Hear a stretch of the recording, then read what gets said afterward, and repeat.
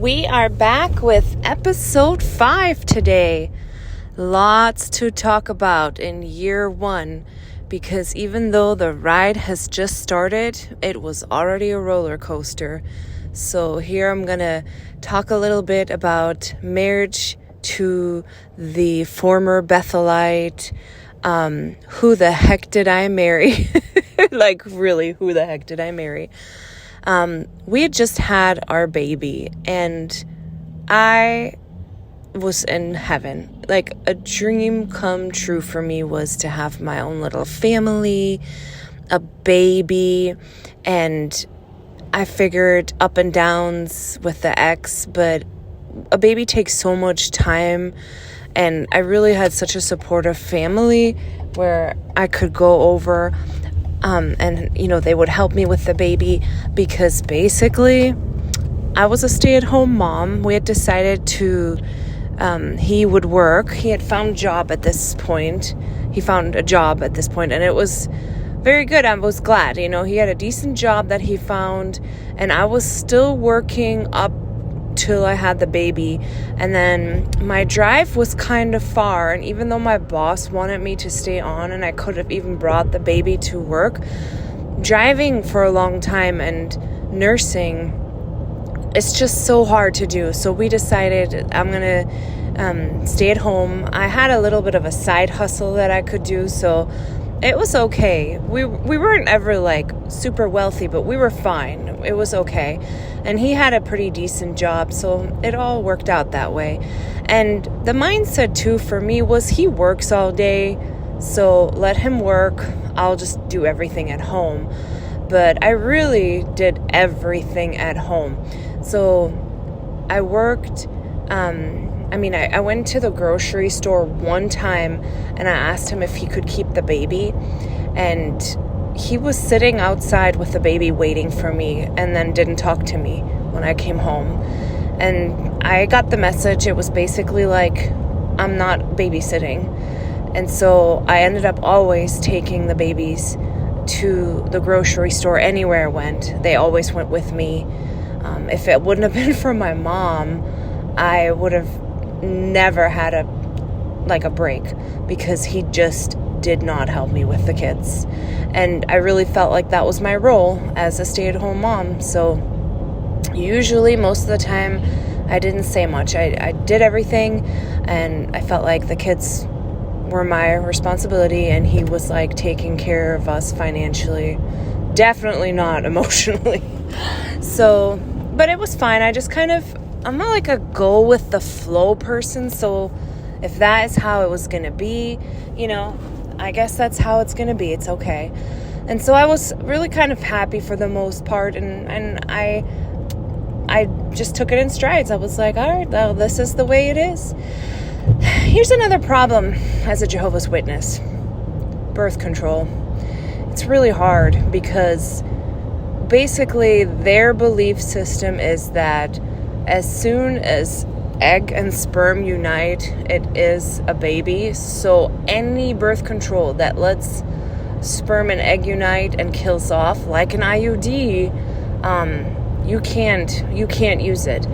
There is 2 forms of pills. I think the progesterone pill, correct me if I'm wrong, is the one that you can take as a Jehovah's Witness because it could possibly abort afterwards. I don't even believe any of this anymore, but it's like a sperm and an egg at that point.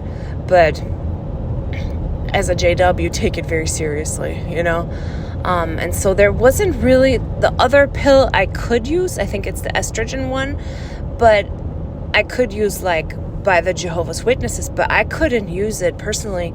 I started using it when we were engaged, and I was so sick with my legs hurt, and they hurt constantly. I was really not doing well on it, and the doctor said you guys have blood clots in the family and a history of incidents with blood clots. You can't use it.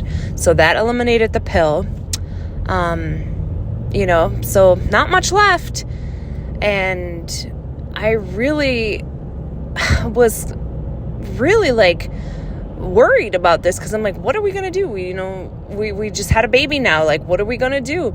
So one day I called like my dad, and I was going over the things about birth control with him, and he's like, it's really, really hard as a witness. Like, if you do all the research in the Jehovah's Witness literature, it doesn't leave much, and so we were talking about it, and I didn't talk about anything intimate or personal. I really just talked about birth control. And again, I grew up in Europe. It's just not a big deal. It's science. So for me to have that conversation with my dad was not a big deal. My ex was so furious with me. Like, how can you talk about this with your dad? And I'm like, it's just not a big deal. We don't know what to do, we just had a baby. We're not really that well off financially. What do you do? And he's like, don't talk about this stuff with your parents. It's private. And he was furious with me.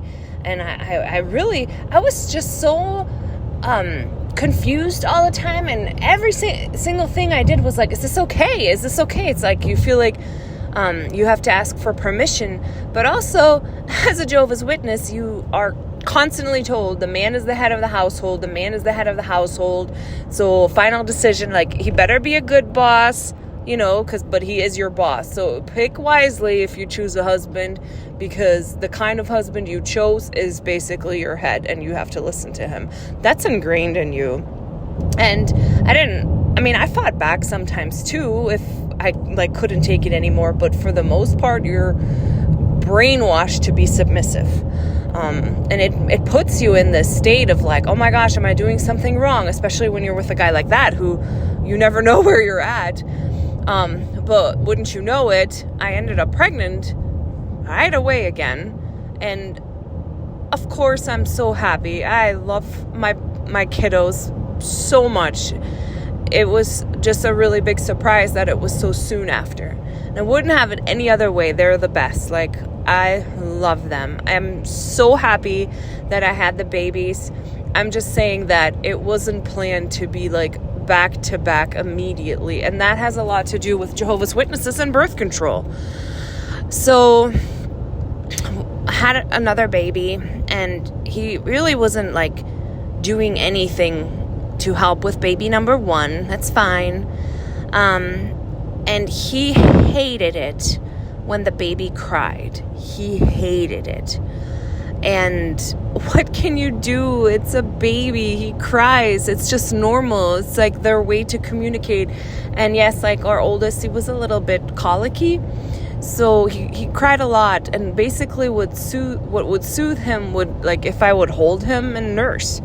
And I basically walked around like cooking and cleaning like that. I had like, my little baby sling, and that's how I lived.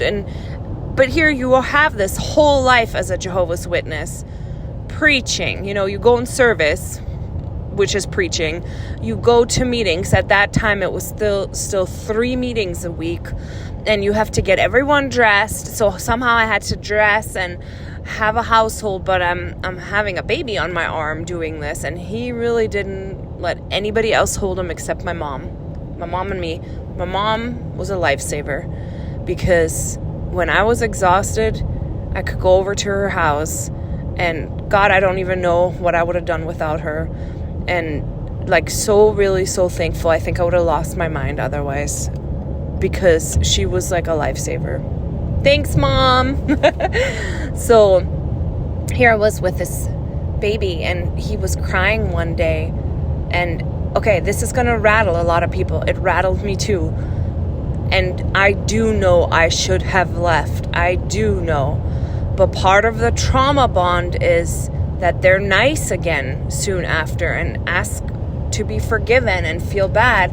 And so you think, okay, well, it's just like this incident that happened. Hopefully it won't happen again. And I think the baby crying just really, really like got deep under his skin. My theory in hindsight is that he has Asperger's. I think that Troy has Asperger's, because he couldn't take like the noises. He was like so regimented with certain things. that is from like living with him for 10 years and watching certain things. But even when you have Asperger's, it's not an excuse. It's not an excuse for bad behavior. And, you know, I like to call it Asperger's. I know people have different opinions about it. Some people say it's autism 1. But for me, it's very different because they're high functioning and you can't really tell. But just little things, you know, so like noise, could not take noise, could not take baby crying, which is very difficult when you have babies, and basically you don't want to use a condom. I mean, it's just the truth, you know. So what can you do? You're also in a tough spot as a wife because you're just like trying to like make everyone happy, trying to keep babies quiet, but that's not a life to live. Like, babies aren't quiet, toddlers aren't quiet, it's just a fact. So the baby was crying, and this like hurts so much to even think about it, but he dumped a water bottle over his face to get him to stop crying. And I was just like, what are you doing? I remember sitting crying with my baby that I just loved so much. And I would go to my mom's, and I didn't say anything because it's like this abusive relationship stuff that you carry with yourself. You don't speak about it, you know? You just don't know what to say. And then when I got home, he would be like, I'm so sorry. That was really wrong of me. You know, and then you're like, okay, forgive. A couple months go by. My belly keeps growing because I'm like more pregnant. Baby cries. Baby strapped in the car seat. I don't know. I was going somewhere. He was strapped in the car seat. He was crying. I had to try to get ready. And it's not like he would go and like help and take the baby and maybe feed him or soothe him or something. He would just get angry. And I really have to like pause because it hurts me so much to even think about that this happened and that I stayed because the kids should be first and you should go. You can't, but like, I'm also in this religion that doesn't really approve of leaving someone without like grounds. The only grounds they see is basically if somebody had like cheated on you. But this kind of stuff, the elders would have come, talked to you, and really encouraged you that for him not to do it again and you to, you know, not leave, because they really look down on divorce and separation and stuff. So you're also in that mindset of you just got to stick it out. This is like you're married, like you got to stay. And the baby was crying, and I didn't see him do this, but I walked into the room after it happened, and he had taken the strapped baby in the car seat, and you know how the car seat has like the handle to carry for like the little babies? He took it and he moved the car seat upside down. So it was standing on the handle and the baby was upside down. And he was little, like really little. And I'm like, why? What are you doing? What are you doing? And again, I'm like, just can't even believe like what I'm seeing. And it was just horrible. And so I take the baby, same cycle, you know, and then same cycle of him. I'm so sorry. It's not going to happen. And at this point, I'm pregnant. I have like, you know, my options. I think like, how do you even leave? I'm not even working. I am pregnant with my second baby. How am I going to like move in with my mom? Like, that's not really like plausible. She was taking care of my grandpa at the time, and they didn't have room for 3 people. It's just, you don't know what to do. So, and it would always be like a long time in between incidents in which he would do the little stuff, but not the big stuff. So when he felt bad, you really think like, okay. And this is really why women in abusive relationships stay. It's the trauma bond. Please read up on trauma bonds, because if you think like, oh, I would have packed my bags and I would have been out of there immediately. Well, when you're in a trauma bond, it's not that easy. You have to like basically break free. And also being married to a person like that is basically also like being in a cult of one. So you have to have a whole process of breaking free out of that cult. He was like the cult leader. I was the cult member. And also on top of that, I'm in this extreme religion who will not support me leaving. So all those factors, I know I should have left. I know everybody else said I would have left. But until you are in those shoes and you're young and you don't know and you don't have really a lot of options, where do you go for help, So, again, months went by, no incident. But here's what happened. I'm highly pregnant at this point. And we're going to meet to like the meeting with his family, so to his church. And to dinner after. And he would be a nervous wreck whenever we would go like near his town, near his folks, near his old friends. Nervous wreck. Angry as can be, taking it out on me. We're driving there. It's like an hour drive. We just had gotten like a minivan. And you know how like in the minivan, like it has 2 seats and then there's like a walkway kind of. So I'm in the front passenger seat, highly pregnant. I was probably 8 months, 9 months. I actually even remember what I was wearing to the meeting that day, because this whole thing was so traumatic to me that I still remember what I was wearing. And we're driving there and the baby starts crying.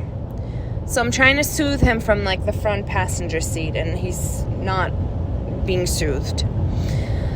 And so I'm feeling like the energy of Troy getting like angry. And so I'm trying to like, okay, I got to do something. So I'm trying to like get up, highly pregnant, from the passenger seat and like climb over the console in the middle to go sit in the back seat, to go sit like with the baby. Because when I'm near, I figure like I can soothe him better. And Troy's getting so angry at this point that while he's driving and the baby's crying and I'm trying to climb at this second, he hits his brake full throttle on purpose. There's not a car inside. There was nothing to hit his brakes from. He did it so I would fall. And I go flying into the back, like 8-9 months pregnant. And I just started crying. Like, what are you doing? Like, do you want me to have a miscarriage? Like, how can you do that? Like, you just made me fall, like, with the baby. Like, I went flying into the back. Because it has that little, like, pathway. I went flying. And I just couldn't even believe it. And who do you tell? Who can you even, like, explain how horrible that was to? And really, it took me years to kind of figure out that whenever we would go see his folks or his old town, that was when he was so horrible to me, because he would be so angry that eventually after years, I'm like, I'm not even going to go anymore, because like I'm fine, but you're not, and you take it out on me. So no, but that took years. And it actually was years later, he was disfellowshipped a second time, and we kind of went to meetings together at first, but he would go sit in the car, and then he would be mad at me, and I'm like, you know what, just go by yourself, because I do want to stay after the meeting and like talk to people. And that's when I figured out, when I was driving by myself, oh my God, this is like so peaceful. Me and the kids, we're fine, like I don't need to be trapped in a car.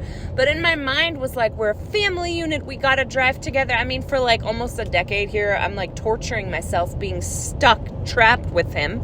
And as soon as we figured out like, he's going separate. Oh my gosh, freedom. Like, everything's fine. Baby cry, no worries. Who cares? Like, babies cry, you know? But I am getting ahead of myself. That will come later. You will find out everything about the second disfellowshipment later.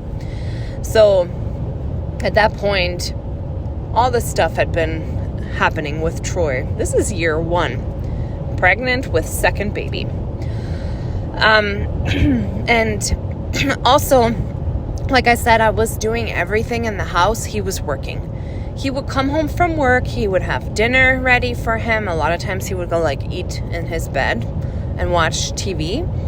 And then that was kind of like the cycle. He would like eat in his bed and then just stay in bed the entire time after work and play video games or watch something. Wouldn't basically not get up anymore. Honestly, I've never seen like a young man lay down as much, and I'm all for napping. I'm all for resting, like take a break. But to never leave your bed again after you come home from work is wild. So I just was like, hang on, I have to collect my thoughts here. So he was on a Saturday. I was with a baby, highly pregnant, and doing everything with a baby, and it was bad weather, so you're kind of stuck at home, you know, and he was playing video games from morning till night. And I don't care, play video games, but when you're a married man with like a kid and a pregnant wife, do you really need to play 10 hours? That's the thing. It's like, I mean, play like 2-3 hours and then do something. You know, you are not a kid anymore. You're not a teenager. You got to do something. Tell me your thoughts on this, because to me, 10 hours seems excessive. And by hour 10, and I'm like having a baby that has a hard time going to sleep and stuff, I'm like, could you help me, please? Like, please, could you help me? And he just ignored me. And I was like, okay, it's like, you've been playing for 10 hours straight, and I'm here, and I'm like hugely pregnant, and it's hard, and I really would like some help with the baby, please, you know. Ignored me. And I was getting a little mad, like, come on, like, really, come on, dude. I mean, please, can you like help me a little bit with the kid? And he got so angry, he threw his controller, got up, we had one car at the time, went outside and left. And I'm like, what the heck just happened? Like, what? I understand it's not fun to have a nagging wife, but it's not always just on us. It's also not fun to have like an unavailable father of your children, you know. That's not fun either. So is there a different way to handle that situation? You couldn't really talk to him, you couldn't say anything, and he would just get so angry, and so he just left. And so he was gone, and he was gone. And then I'm kind of like, okay, where did he go? Because it's getting like really late. And he had this buddy from when we used to date. That's the one that he got drunk with. He was like not, quote unquote, a good Jehovah's Witness, like good Christian. They would just like do stuff together where that was kind of sketchy. And so after like it got really, really late, I called his friend, and I'm like, is he with you? And he answered the phone really drunk. And he said, oh my God, he just like passed out, and they called the ambulance. And that's basically the information I got. And I was like, what? What just happened here? Like, what? And so I'm trying to figure out what is happening. Like, the ambulance has to come? Like, what? And I think I called around, like, or he told me what hospital they took him to. I'm not really sure. I don't remember how, but he was very afraid of his mother always. Troy was. He always, you know, just kind of like not really close, but also like a little bit afraid. And so it was like the middle of the night. I didn't have a car. Troy's in the hospital. So I called his parents, and I'm like, I think you're going to have to pick up your son in the hospital because I don't really know why, but something happened. He passed out. Well, they went to the hospital, and when Troy woke up in his hospital bed, his mom was sitting next to him, which is a heart attack, especially as a Jehovah's Witness. And to this day, everybody kind of kept mum about it, but his blood alcohol level must have been like sky high, and basically he passed out. Which on top of that, now we had like a huge medical bill to pay, an ambulance pay, so stupid. And really, when you're a Jehovah's Witness, this is a big reason to go to a judicial committee. You're not supposed to get drunk. And definitely not pass out in public places where the restaurant or the bar calls the ambulance so that you need to be checked in. That's a big deal. And this was kind of really weird to me because I think his dad was just appointed an elder. I'm pretty sure that was around that time. So I think his dad was already an elder. And as so many elders handle their own families, and you guys will know this because I've heard it over and over that Jehovah's Witness kids whose parents are elders get away with stuff that other people would be disfellowshipped for, and it's so unfair. This is also part of the elite. He comes a few days later, the dad, which I'm so sure he was an elder now. It's a long time ago, but that's how I remember it.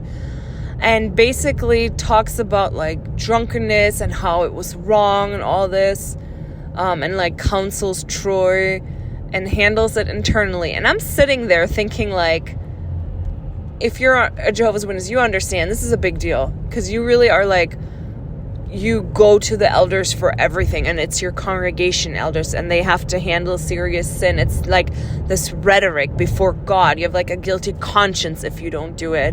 It's drilled in your head. And I'm sitting there thinking, all right, I see, like, you're handling this internally. I see, because he didn't want me to go to our elders because they didn't want Jehovah's Witness, like they didn't want that tarnish again of their son to be disfellowshipped again in a short period of time.